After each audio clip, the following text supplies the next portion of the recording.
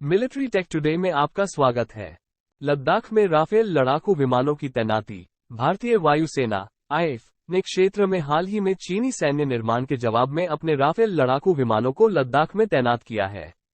Rafale से क्षेत्र में भारतीय वायुसेना की वायु शक्ति को महत्वपूर्ण बढ़ावा मिलने की उम्मीद है।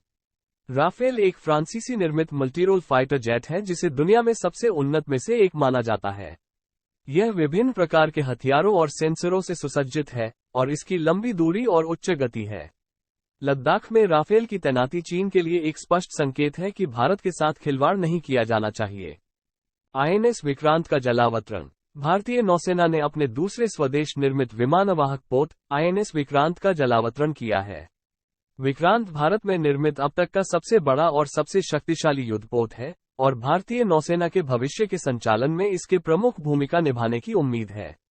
विक्रांत 40,000 टन का वाहक है जो स्की जंप रैंप से सुसज्जित है, जो इसे अपने डेक से लड़ाकू जेट लॉन्च करने की अनुमति देता है।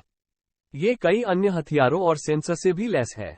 विक्रांत का जलावतरण भारतीय नौसेना के लिए एक बड़ा मील का पत्थर है और यह भारत की बढ़ती समुद्री शक्ति का संकेत है। थार रेगिस्तान में प्रमुख अभ्यास। भारतीय सेना ने थार रेगिस्तान में एक बड़ा अभ्यास किया है जिसमें 10,000 से अधिक सैनिक शामिल हैं। इस अभ्यास का उद्देश्य पाकिस्तान से किसी भी संभावित खतरे का जवाब देने के लिए सेना की तैयारी का परीक्षण करना था। इस अभ्यास में कई तरह के परिदृश्य शामिल थे, जिसमें पाकिस्तानी बलों द्वारा किया गया नकली हमला भी शामिल था। अभ्यास में भारतीय सेना ने अच्छा प्रदर्शन किया और साफ है कि सेना किसी भी चुनौती से निपटने के लिए तैयार है। 126 अर्जुन मार्क 2 टैंक की खरीद।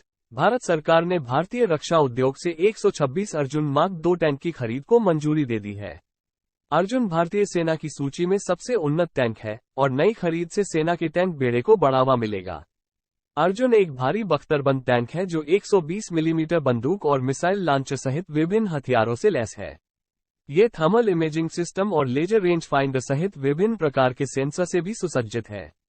अर्जुन मार्क 2 टैंकों की खरीद भारतीय सेना के लिए एक बड़ा प्रोत्साहन है और ये देश की रक्षा क्षमताओं को मजबूत करने के लिए सरकार की प्रतिबद्धता का संकेत है। ये भारत के कुछ नवीनतम रक्षा अपडेट हैं। भारतीय रक्षा क्षेत्र उल्लेखनीय वृद्धि और विकास की स्थिति में है और सरकार इस क्षेत्र में भारी निवेश कर रही है। इससे आने वाले वर्षों में भारत की रक्षा क्षमताएं और मजबूत होने की संभावना है। Thanks for watching.